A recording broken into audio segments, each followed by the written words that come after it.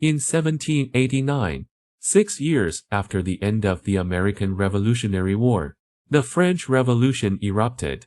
Over the next 60 years, until the European revolutions of 1848, Eric Hobsbawm referred to this period as the Age of Revolutions. The French political revolution and the British Industrial Revolution marked the beginning of modern history for humanity. France went through the First Republic, the First Empire, the Bourbon Restoration, and the July Monarchy, eventually entering the Second Republic. In the regions where the French Civil Code was implemented, including the Rhine region in Germany, the birthplace of Marx and Engels, feudalism no longer resurged. In 1815, after Napoleon's defeat at the Battle of Waterloo, Europe entered the era of the Holy Alliance, known as a reactionary period. Otto von Bismarck was born during this time. Marx was born in 1818, and Engels was born in 1820. Germany at this time was still an agricultural country. Fragmented and not yet unified, it was still 20 years before the publication of Friedrich List's The National System of Political Economy, and 50 years before the Franco-Prussian War in China. Li Hongzhang was born 3 years later. 10 years later, during Marx and Engels' youth, the July Revolution of 1830 saw the French overthrow the Bourbon dynasty, leading to another wave of revolutions in Europe and the rise of liberal thought in Germany. In 1832, the British Electoral Reform Act, pushed by the Whig Party, granted political rights to the industrial bourgeoisie. Tens of thousands of Germans from various backgrounds gathered at the Hamburg Festival in 1832, demanding the abolition of monarchy and the establishment of a unified German republic. But their movement was suppressed. In 1834, following List's suggestion, the German Customs Union was formed, leading to the rapid development of the German liberal bourgeoisie and the formation of the working class.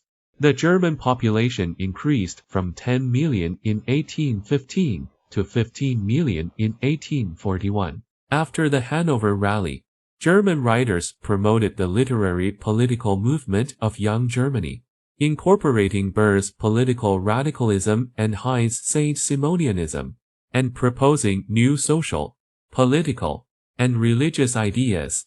In 1835, the writings of Young Germany were banned. In its place emerged the philosophical political movement of young Hegelians, who reformed Hegelian thought, abandoning Hegel's reactionary political ideology and embracing his dialectics to criticize Christianity and the Prussian state. However, the young Hegelians did not receive support from the weak Prussian bourgeoisie, and their criticisms were limited to superficial and subjectivism. Unlike France, where handicrafts dominated, the bourgeoisie in France represented a progressive force. In late developing German industry, factory industries prevailed, and the bourgeoisie and concentrated proletariat emerged simultaneously. The German bourgeoisie initially fought on two fronts, opposing feudalism and the proletariat, making them semi-conservative. Liberal movements and democratic communism gradually diverged. Marx and Engels grew up alongside the emerging capitalism, bourgeois revolution, and modern German national state. It was not Marx and Engels who created and incited revolution and history, but rather revolution and history that created Marx and Engels. They, like the later generation of Lenin and Trotsky in Russia, and the May 4th movement in China, were representatives and pioneers of a nation during a certain historical period, while Germany at that time having more favorable conditions and soil. In this process, they astutely recognized the inherent flaws of capitalism as a newborn, and perceived the truth behind human history, historical materialism. Between 1815 and 1848, when Marx grew from birth to the age of 30, lived in a time of revolution and counter-revolution in Europe. The five major powers of Russia, Britain, France, Austria, and Prussia had just spent over 20 years defeating Napoleon and crushing the French Revolution. Their collective goal was to prevent another European revolution in the style of France. Even Britain, a country that was not a feudal autocracy and believed in progress, aligned itself with the feudal reactionary forces out of fear of the expansion of the Jacobins in France. During these more than 30 years, there were three major waves of revolution in the West. The first wave occurred from 1820 to 1824, mainly limited to the Mediterranean region around Spain, Naples, and Greece. Except for Greece, all uprisings were suppressed. The Spanish Revolution promoted the liberation and independence movements in Latin America. The liberation movements in this region were sparked in 1808, when Spain was conquered by Napoleon, and after being suppressed, they went into decline. From 1820 to 1821, three great liberators of South America, Bolívar, San Martin, and O'Higgins, respectively, established Gran Colombia, Argentina, and Peru. Meanwhile, General Iturbide, who was sent to deal with Mexican peasant guerrilla forces, joined forces with the guerrilla troop. Under the influence of the Spanish Revolution, leading to the independence of Mexico in 1821. In 1822, the local regent of the Portuguese royal family in Brazil led the country to independence.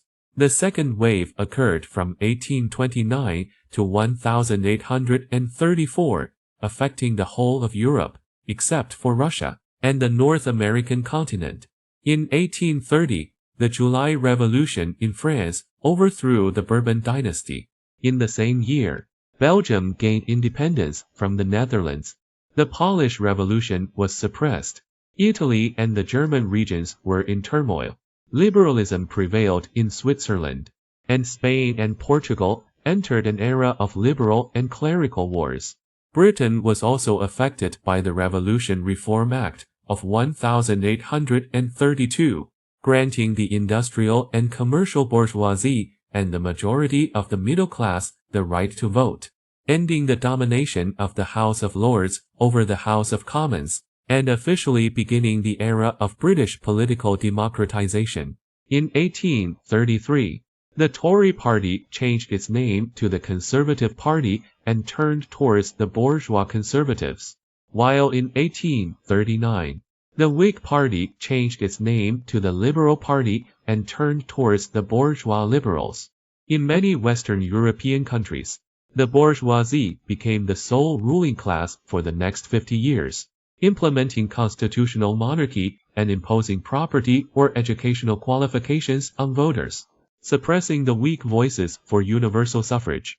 Initially, France had only 168,000 eligible voters. These political systems were extremely similar to the 1791 constitution, established during the mildest first stage of the French Revolution. Meanwhile, in the United States, Jackson pushed for democratic reforms, gradually eliminating property qualifications for voters, and essentially achieving universal suffrage for adult white males, expanding the number of American citizens enjoying such rights by 40%. In 1835, Tocqueville described the shock he experienced in democracy in America. During the same period, various social changes occurred, and new political trends emerged. The working classes in England and France gradually awakened, and nationalist movements began to develop.